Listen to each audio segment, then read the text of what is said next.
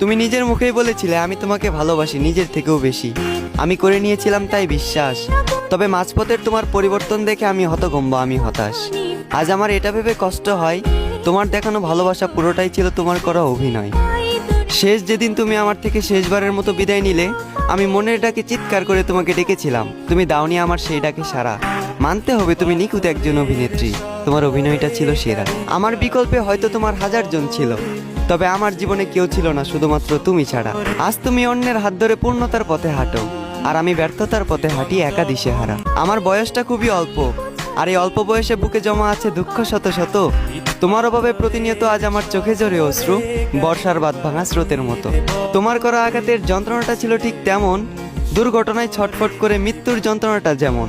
ভাগ্যিস পুনর্জন্ম বলতে কিছু হয় না, যদি পুনর্জন্ম বলতে কিছু হতো তাহলে আমি সেজন্মে তোমার পিছু নিতাম। ভালোবাসার অভিনয় করে একদিন ছেড়ে যেতাম, তোমাকে বুঝিয়ে দিতাম বিচ্ছেদের ব্যথাটা আসলে কেমন।